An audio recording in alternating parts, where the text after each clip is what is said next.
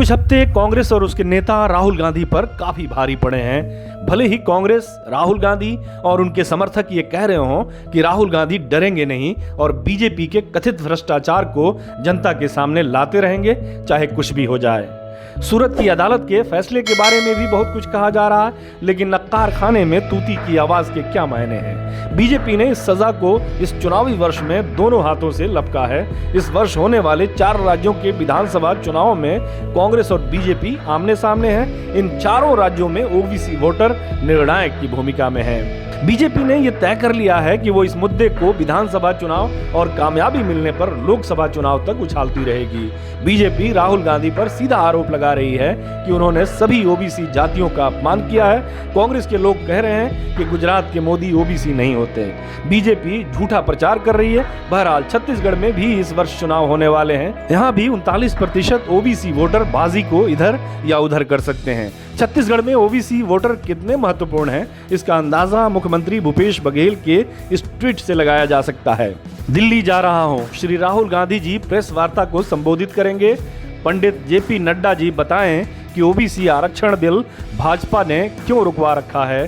पिछड़ों के नाम से घड़ियाली आंसू बहाना बंद करें। अडानी के सवालों के जवाब दें। इस ट्वीट में 2 महत्वपूर्ण बातें हैं। एक, बीजेपी के राष्ट्रीय अध्यक्ष जेपी नड्डा के नाम के आगे पंडित, और भाजपा ने ओबीसी आरक्षण बिल को क्यों रुकवा रखा है। बघेल ये भी कहते हैं कि राहुल गांधी ने अपने 2019 के विवादित भाषण में जिन 2 भगौड़े व्यापारियों का जिक्र किया है वो ओबीसी जातियों से नहीं आते हैं। दरअसल भूपेश बघेल को इस बात का डर सताने लगा है कि कहीं बीजेपी का ओबीसी नैरेटिव अपने निशाने वाले वर्ग को प्रभावित कर दिया तो फिर उनके लिए मुख्यमंत्री की कुर्सी बहुत दूर हो जाएगी। इसलिए वो पूरे दमखम के साथ इस बात को साबित करने में लगे हुए हैं कि राहुल गांधी का मामला जिन व्यक्तियों से संबंधित है वो ओबीसी नहीं है। जेपी नड्डा अपने नाम के आगे पंडित नहीं लगाते हैं, लेकिन उनके नाम के साथ पंडित जोड़ना भी बघेल की उस अगड़ा बनाम पिछड़ा की राजनीति का हिस्सा है। आइए एक नजर देखते हैं कि छत्तीसगढ़ की जातीय राजनीति के आंकड़े क्या कहते हैं। यदि मोटे तौर पर देखा जाए तो राज्य में ओबीसी 38% के आसपास हैं, दलित 13% के आसपास हैं, आदिवासी 31% के आसपास हैं और सवर्ण 19% के आसपास हैं। यूं तो प्रदेश में ओबीसी की कई जातियां हैं, लेकिन संख्या बल के लिहाज से 2 जातियां कुर्मी और साहू बहुत महत्वपूर्ण है। ये माना जाता है कि कुर्मी वोटरों की संख्या 20% है, जबकि साहू 16% हैं। 18 सीटें ऐसी हैं जहां साहू वोटरों की संख्या 40% या उससे अधिक है। मजे की बात यह है कि ये दोनों जातियां बीजेपी का कोर वोटर हुआ करती थीं, लेकिन कांग्रेस ने 2018 में एक ऐसी रणनीति अपनाई कि वो बीजेपी के इस वोट बैंक में सेंधमारी करने में कामयाब हो गई। कांग्रेस ने 2018 के विधानसभा चुनाव किसी एक चेहरे को आगे करके नहीं लड़ा था। भूपेश बघेल को प्रदेश अध्यक्ष बनाकर कुर्मी जातियों में ये संदेश भेजा कि कांग्रेस की जीत के बाद वो मुख्यमंत्री बनेंगे। ताम्रध्वज साहू को कांग्रेस वर्किंग कमेटी का सदस्य बनाकर साहू समाज को संदेश दिया कि ताम्रध्वज साहू मुख्यमंत्री बन सकते हैं। टीएस सिंहदेव ठाकुर समाज से आते हैं, वो नेता प्रतिपक्ष थे और मुख्यमंत्री की रेस में सबसे आगे थे। उस समय ये कहा जा रहा था कि यदि कांग्रेस ने साहू समाज का 5 से 6% वोट हासिल कर लिया तो उसकी जीत निश्चित हो जाएगी। वैसा ही हुआ। ताम्रध्वज साहू की वजह से साहू समाज के वोट कांग्रेस को मिले और कांग्रेस ने रिकॉर्ड तोड़ जीत हासिल की।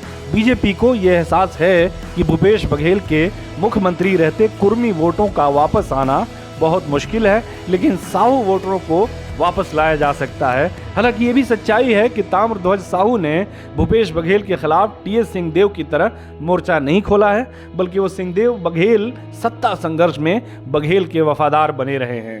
बहरहाल बीजेपी कांग्रेस की उसी रणनीति पर काम करते हुए साहू समाज से प्रदेश अध्यक्ष बनाकर और पूर्व मुख्यमंत्री रमन सिंह को केंद्र में बुलाकर यह संदेश देने की कोशिश की है कि इस बार यदि बीजेपी की जीत होती है तो कोई साहू समाज से ही मुख्यमंत्री होगा। हालांकि कांग्रेस की तरह यहां भी कोई घोषणा नहीं की गई है। अब बीजेपी ओबीसी के अपमान का मुद्दा उठाकर साहू समाज को अपने पक्ष में लामबंद करने का पूरा प्रयास करेगी। यही नहीं, रायपुर में हाल ही में संपन्न हुए कांग्रेस के राष्ट्रीय महाधिवेशन के दौरान कांग्रेस के प्रदेश अध्यक्ष मोहन मरकाम की तस्वीरें पोस्टर से गायब होने और भूपेश बघेल के बयान कि राज्य की कांग्रेस इकाई में बदलाव होंगे को भी बीजेपी ने दोनों हाथों से लपका था।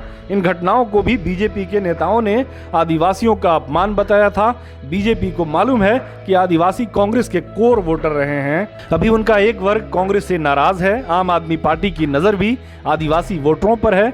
यदि बीजेपी का अपमान कार्ड चल गया और उसने आदिवासी वोटों में कुछ सेंधमारी कर ली और आम आदमी पार्टी ने अपने हिस्से के वोट ले लिए तो बघेल के लिए चुनाव जीतना मुश्किल हो जाएगा।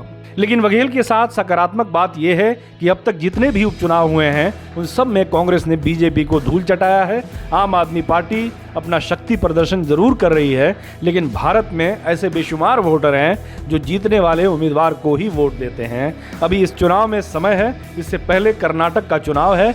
वहाँ यदि कांग्रेस का प्रदर्शन उसकी उम्मीद के मुताबिक होता है तो निश्चित रूप से उसका प्रभाव छत्तीसगढ़ पर भी पड़ेगा। हमारे साथ जुड़ने के लिए आपका शुक्रिया। हमारा वीडियो पसंद आए तो इसे लाइक करें, हमारे चैनल को सब्सक्राइब करें और कमेंट बॉक्स में जाकर अपनी राय जरूर दें।